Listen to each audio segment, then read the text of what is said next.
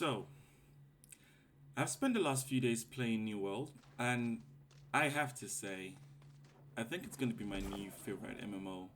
Obviously, I'm not saying the others are not good or that they're bad, but the days I've spent in the beta have just been so much fun. I can't literally wait for the game to drop, and yeah.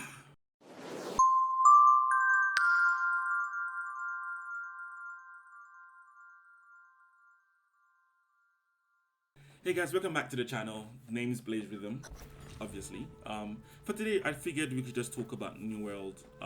The beta is out from, I believe, the 20 something to the 2nd of August. I need to double check that. So obviously, if you've got pre-orders, you can test it out. And in that day, giving out some beta keys, and yeah. So I got a key. Shout out to Peeps. I got a key and I jumped into New World again. And I say again because I managed to have a chance to play the alpha, which was really cool. I had no reservations in the alpha, but the beta I've been playing a lot more, and I have to say it's a wonderful time. I didn't think I was going to enjoy it as much as I did, but there's just so much different. I don't. Okay, let's roll back a little bit. When I played the alpha when it came out, the alpha wasn't bad. I liked the way the story began. I liked the way things started. I liked the way the questing was, but I felt the colors of the game a bit dull. Everything just felt a bit down, and in the long run, it just felt a bit dreary to play. So it wasn't bad, but it wasn't particularly interesting in a general sense. Now, in the new beta, obviously, I'm guessing they've done some changes, and I've played a lot more in the beta than I played in the alpha. Just to give an example of how I feel about both. And from what they've done in the beta is they've obviously brightened colors up. They've made the world a lot more interesting, a lot more engaging. The forts, the cities are a lot more full. There are a lot of things you can do. And honestly, the hours I've put into this game so far have just been filled with fun. And so one thing about me is if I can spend 2-3 hours in a game without really thinking about anything else, in the sense of I'm not really thinking about food, or I'm not worried about how long I've spent in the game, or I'm not like counting down to how long I need to play before I drop off. To me, that is a sign of a good game for me, right? And I've spent hours in this game just playing for fun. Half the time I'm just doing quests, and the thing about doing quests is eventually quests gets boring, especially when you're picking like random quests and you don't really care, like non-story based quests. But I've been picking stupid quests as simple as kill 5 boars, and I'm just running around killing pigs and then returning back. And even that small little snippet of questing is so much fun. And yeah, it's just, I don't know how to explain it, but I think the beta has a lot of things going for it. So I'm just gonna talk about the things I like, or list the things I like, list the things I don't like, talk about things I've seen online regarding the game, things I'm hoping for when the game releases, and just the general idea of it, really. So what I like, combat is fun. I think combat is engaging. You get different weapons, and I like that they don't lock into a class, so you can literally go from sword wielding to gun shooting to spear holding to bow and arrows to flipping mage staffs to magic gloves. And I like the fact that you've got that wide range of weapons, and it's really down to you. And the interesting bit about the combat, and I say interesting bit, is that obviously the more you use, not obviously, because well, I don't know if you guys know about this, but the more you use a weapon, the more skills you get for that weapon, the more the skill tree for that weapon increases, which means that as much as there isn't a class, you will eventually choose a few weapons that you're going to zero down on.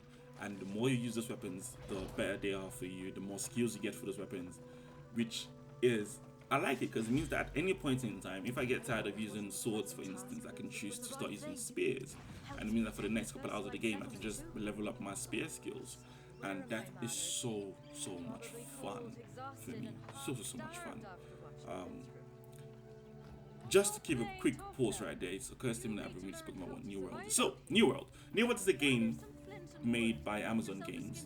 It's their second, if I remember correctly, their first being a game called Crucible, which was a shooting game. It was nice, but it didn't really do that much. and this is the second one. I hope this succeeds because I think it's got some chances. But yeah, back to the things I like. After combat, obviously combat and the weapon skills, you also have the world. The world, I said, is a lot more open, is a lot larger, a lot of things you can do in it. I like the fact that you can't. The way leveling up works is not just a straight level up of your stats. Is obviously every level up you get points. You can push them where you want to, but the things that add to your experience points is not just fighting. It's not just questing. You get experience points for crafting. You get experience points for refining. You get points for survival. You get points for gathering, and I feel like it allows you to quite literally play the game in a very holistic sense of what you want to do. You can spend 3 hours mining iron ores to go craft weapons to sell back on the flipping market if you wanted to make money from there, and I like it. Obviously, now this is not the first game that has a flipping player-led economy, which obviously is the trading post. A lot of games have it. A lot of MMOs tend to have a version of it.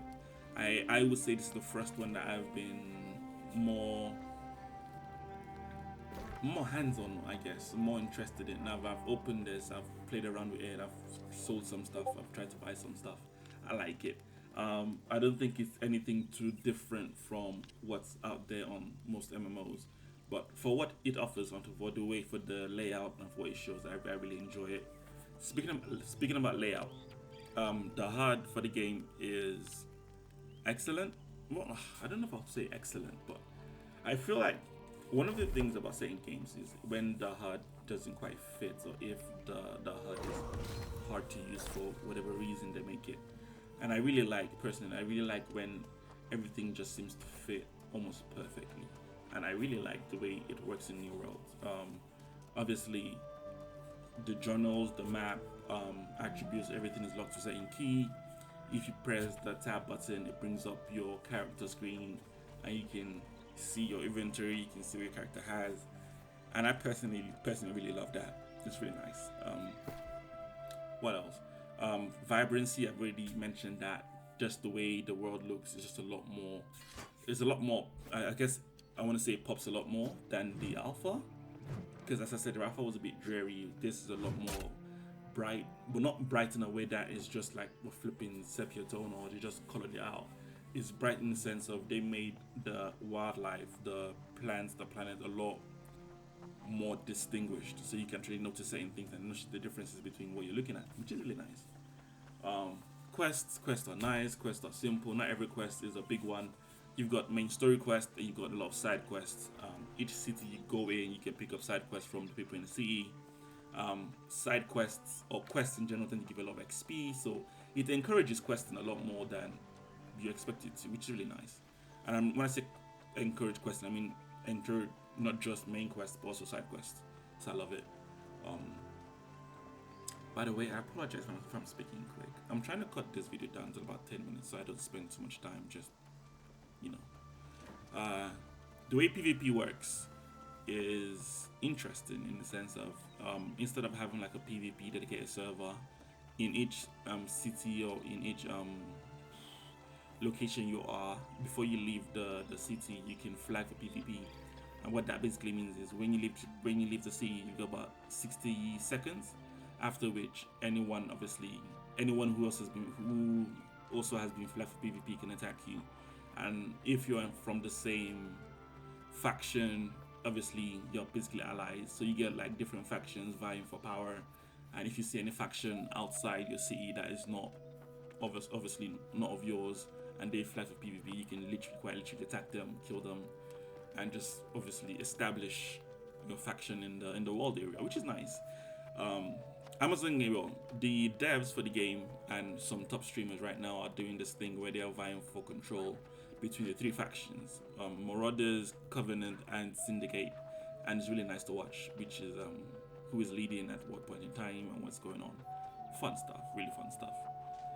Faction Quest is split into PvP and PvE, so if you don't want to do any PvP stuff, you can do PvE stuff. And the PvP stuff is not necessarily go attack enemy factions. It's more you get flagged for PvP and you get a mission that takes you a bit deep into enemy factions, which I find to be interesting because it basically means you are in danger for the duration of that quest. If you cut the quest too short or you teleport anywhere, you basically fail the quest automatically. So you have to travel on foot to where you're going to and travel back and forth. So I like that. I like the added tension to it. This is quite fun. And yeah, speaking of my weapon skills already, so that's really nice. On to the things I don't like. Now, the things I don't like currently is still a small list. And I say it's a small list because obviously I think I need to invest a bit more time and explore the breadth of what the game has to offer before I can really pick out the things I don't like. But the top two things that come up for me is the transport system. So the way the game works is you don't have any sort of quick travel method apart from teleporting or walking to where you need to go to. You can't teleport unless you've been there, obviously, as per most MMOs, which means you spend a lot of time just running across the world, which is not nice because it gives you time to explore what's going on.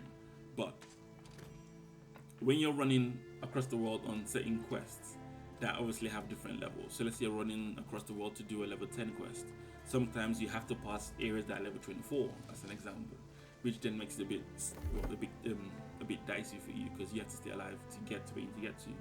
And I don't know how I feel about that, because I feel like there should be a way to either make transport be faster or safer or something that works for at least so you can explore the world without having to be in too much danger unless you're at the level to, I guess, handle it.